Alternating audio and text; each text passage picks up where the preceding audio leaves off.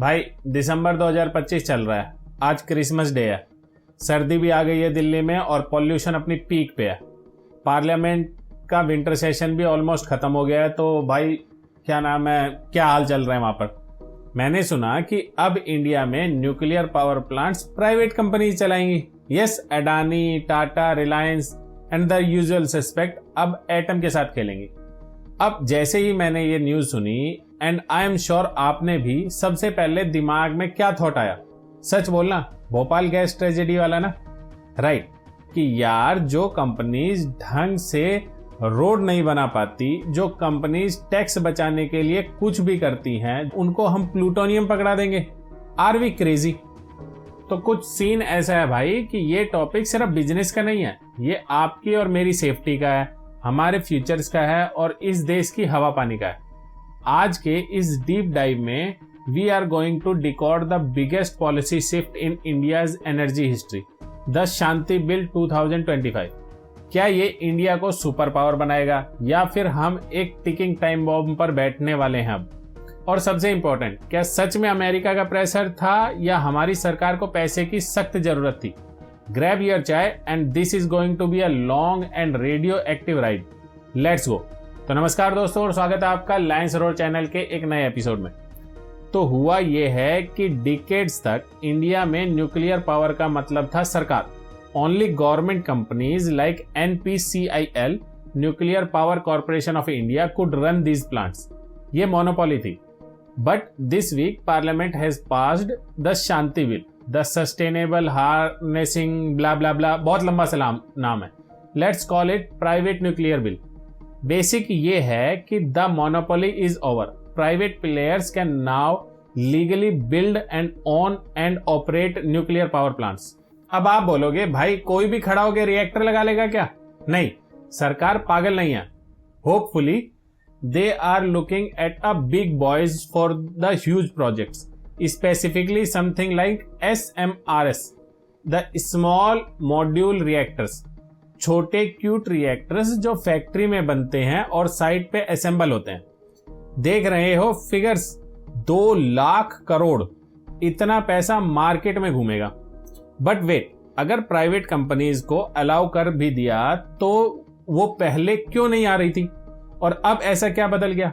Game change हुआ है liabilities के रूल में, और ये सबसे ट्रिकी पार्ट है। ध्यान से सुनना। Let's address the elephant in the room.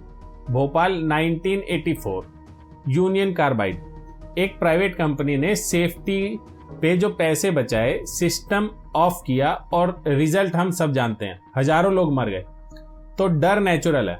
अगर कल को अदानी या टाटा के न्यूक्लियर पावर प्लांट्स में कुछ भी गड़बड़ होती है तो जिम्मेदारी कौन लेगा? पहले का रूल था, 2010 का जो लॉ था, ये कहता था कि अगर रिएक्टर फटा तो जो ऑपरेटर है, प्लांट चलाने वाला, वो तो फंसेगा ही, लेकिन जिसने रिएक्टर का पुर्जा बेचा है, सप्लायर लाइक GE और वेस्टिंग हाउस, उसको भी कोर्ट में घसीटा जा सकता है। इस डर से फॉरेन कंपनीज ने कहा कि हम इंडिया को रिएक्टर नहीं बेचेंगे। भाई तुम्हारे यहां लायबिलिटीज अनलिमिटेड है और हम कंगाल हो जाएंगे। The Shanti bill change everything. अब नए बिल ने पूरा सीन पलट दिया। अब रूल ये है, पहला रूल, सप्लायर बच गया। अगर रिएक्टर का कोई भी वॉल्व खराब निकला तो अब सप्लायर, एग्जांपल GE, को डायरेक्ट शू नहीं कर सकते अनलेस उनके कॉन्ट्रैक्ट में स्पेसिफिकली लिखा हो। दूसरा, ऑपरेटर फंसेगा लेकिन कैप्ड, सारी जिम्मेदारी ऑपरेटर की। मान लो कि टाटा पावर्स का रिएक्टर है, उसमें कुछ खराबी निकल आई तो उसकी जिम्मेदारी, लेकिन उसकी लायबिलिटी कैप कर दी गई है। लेट्स से 3000 करोड़ तक का नुकसान वो भरेगा इंश्योरेंस के थ्रू। तीसरा, सरकार का बैकअप। अगर नुकसान उससे ज्यादा हुआ तो बाकी का पैसा पूरा सरकार एक न्यूक्लियर लायबिलिटी फंड से देगी। मतलब समझ रहे हो, रिस्क को मैनेजेबल बना दिया गया है ताकि इन्वेस्टर्स डरे नहीं। अब आप बोलोगे यार ये तो चीटिंग है, आम आदमी की सेफ्टी का क्या? देखो, फिजिक्स में फर्क है। भोपाल में एक क्लीनिंग एरर के कारण वाटर लीक कर गया MIC टैंक में और केमिकल रिएक्शन हुआ जिससे हजारों लोग मर गए। आजकल के जो नए SMRs जो स्मॉल रिएक्टर हैं वो आ रहे हैं, वो पैसिव सेफ्टी पर चलते हैं। मतलब अगर लाइट चली भी गई, पंप बंद भी हो गया, तो भी ग्रेविटी और नेचुरल सर्कुलेशन से रिएक्टर अपने आप ठंडा हो जाएगा। मतलब सेफ्टी का ज्यादा ध्यान रखा गया इसमें। ग्रेविटी को आप रिश्वत देके स्विच ऑफ नहीं कर सकते, वो सेफ्टी अपने आप ही चलेगी, वो लॉजिक के बेस पे चलती है। लेकिन हाँ, रेगुलेटर कौन है? AERB, atomic energy regulator board. नए बिल ने इसको ज्यादा पावर दी है, सरप्राइज इंस्पेक्शन की, फाइन लगाने की। बट हिस्ट्री गवाह है कि इंडिया में रेगुलेटर ऑफ्टन टूथलेस टाइगर बन जाते हैं जब सामने बड़ी कॉरपोरेशन हो। लाइक अगर सामने रिलायंस जैसी बड़ी कंपनी खड़ी है तो छोटा मोटा क्या नाम है सरकारी ऑफिसर क्या करेगा? अभी रिसेंटली एक न्यूज आई थी कि अदानी के खिलाफ एक क्या नाम है राजस्थान में एक जो कोर्ट के जज थे, हाई कोर्ट के, उन्होंने एक वो पास किया, मतलब कि भाई जजमेंट दी, और उसी दिन उस बंदे को उस पोजीशन से हटा दिया गया, ट्रांसफर कर दिया गया और उसकी जगह नया जज आके बैठ गया। समझ रहे हो? तो ऐसा कुछ हो सकता है। ये एक कॉमन कंसर्न तो रहेगा बॉस। मैं दिल्ली से हूं, हमारे यहाँ यमुना की हालत देखी है मैंने। फैक्ट्रीज अपना केमिकल कूड़ा सीधा नदी के अंदर बहा देती हैं और पॉल्यूशन कंट्रोल बोर्ड सोता रहता है। तो नेचुरली सवाल बनता है कि भाई अगर न्यूक्लियर वेस्ट को भी इन्होंने ऐसे ही डाल दिया तो हम तो मर जाएंगे, रात को चमकेंगे हम सब, या फिर सुपर पावर्स मिल जाएगी हल्क टाइप की। रिलैक्स थोड़ा सा। न्यूक्लियर वेस्ट और यमुना के सीवेज में जमीन आसमान का फर्क है। नॉट बिकॉज सरकारी बाबूज अच्छे हैं, but because of national security. Nuclear waste spent fuel जो होता है उसमें प्लूटोनियम होता है। अगर ये गलती से भी किसी टेररिस्ट के हाथ में लग गया तो डर्टी बॉम्ब बन सकता है। इसलिए न्यूक्लियर वेस्ट की सिक्योरिटी CISF और IB लेवल पे होती है, म्युनिसिपल कॉरपोरेशन लेवल पे नहीं। सरकार अफोर्ड ही नहीं कर सकती कि ये वेस्ट मिसिंग हो जाए। The tenant and landlord model. Shanti bill ने क्लियर कर दिया है कि प्राइवेट कंपनी सिर्फ बिजली बनाएंगी, जितना भी गंदा कूड़ा हाई लेवल वेस्ट है वो जो निकलेगा वो प्राइवेट कंपनीज को सरकार को वापस करना पड़ेगा। सरकार उसे ले जाएगी, रीप्रोसेस करेगी और स्टोर करेगी। प्राइवेट प्लेयर्स को वेस्ट हैंडल करने का बैक एंड एक्सेस नहीं मिलेगा। सो यमुना स्टाइल डंपिंग का चांस तो ऑलमोस्ट जीरो है। बट असली दिक्कत यह है कि हमारे पास वेस्ट को हमेशा के लिए दफनाने की जगह डीप जियोलॉजिकल रिपोजिटरी अभी तक रेडी ही नहीं है। तो वेस्ट प्लांट के पास ही टेम्परेरी पूल में पड़ा रहता है सालों तक। जितने ज्यादा प्राइवेट प्लांट उतना ज्यादा टेम्परेरी वेस्ट। ये एक लॉन्ग टर्म हेडेक है जो हम अपनी अगली जनरेशन को गिफ्ट कर रहे हैं। अच्छा सुनो, रिएक्टर फटने का डर फ्यूचर का है, वेस्ट का डर लॉन्ग टर्म है। लेकिन एक खतरा है जो अभी इसी वक्त हमारे घरों में घुस चुका है, और इसका कनेक्शन न्यूक्लियर पावर से कम और यूरेनियम माइनिंग और फर्टिलाइजर से ज्यादा है। हाल ही में कुछ रिपोर्ट्स हिला देने वाली हैं। ये मजाक नहीं कर रहा भाई। लेट 2025 में की स्टडीज कंफर्म कर रही हैं पंजाब और दिल्ली के की एरियाज में ग्राउंड वाटर में यूरेनियम सेफ लिमिट से कहीं ज्यादा है। लोग पी रहे हैं उसे ही। और बिहार में एक स्टडी आई है कि माँ के दूध जो ब्रेस्ट मिल्क होता है उसके अंदर भी ट्रेसेस मिले हैं ये यूरेनियम पॉइजनिंग के। समझा? मतलब कि मदर्स भी कॉन्टेमिनेटेड पानी पी रही हैं। ये क्यों हो रहा है? Over pumping of water and excessive fertiliser के यूज से।